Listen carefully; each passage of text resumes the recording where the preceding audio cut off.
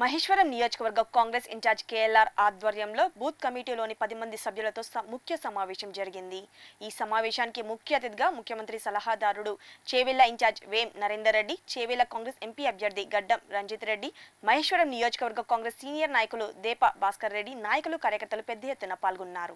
RSS నుంచి ఎవరైనా దేశ స్వతంత్ర పోరాటం 25 ఇండ్లు మీకు అలొకేట్ చేయబడతాయి. ఒక 30-40 వేల మెజార్టీ మీరు ఇస్తే ఇవాళ లక్ష్మణకు బలం చేకూరుతుంది. మొన్న ఎన్నికలలో ఏదంటే నేను లాస్ట్ మినిట్ లో పోయినా ఓట్లు రాలేదు, కానీ వారికి ఇక్కడ ఈ నియోజకవర్గంలో కూడా పార్టీ బలంగా ఉన్నది, పార్టీ నాయకత్వం బలంగా ఉన్నది.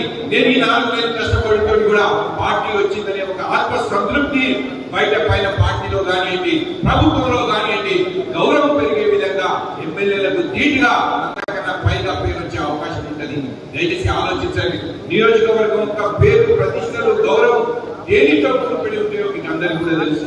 నియోజకవర్గంలో కూడా మెజారిటీ వచ్చినప్పుడు నాయకత్వం ప్రభుత్వం దగ్గరికి వచ్చిన, పార్టీ దగ్గరికి వచ్చినా కూడా మహేశ్వరం చూడవే మన కొంత ఇబ్బంది తగిన ఇలా బ్రహ్మాండమైన మెజారిటీ వచ్చిందని కార్యకర్తలకు, నాయకులకు బలము, పేరు వచ్చే అవకాశం ఉంటుంది. దయచేసి గుర్తుంచుకోండి. ఎందుకంటే వేదిక మీద ఉన్న నాయకులందరి మీద బాధ్యత ఉన్నది. ఎక్కడికైనా పోయి గౌరవంగా తలెత్తుకుని దిగే పరిస్థితి వల్ల కాంగ్రెస్ పార్టీ అధికారంలోకి తెచ్చుకున్న తర్వాత వచ్చింది. దయచేసి ఈ అధికారాన్ని మీకు అందరికి పంచాలని చెప్పి కూడా ప్రభుత్వం అనుకుంటుంది.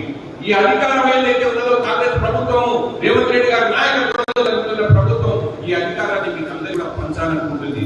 కొన్నిసార్లు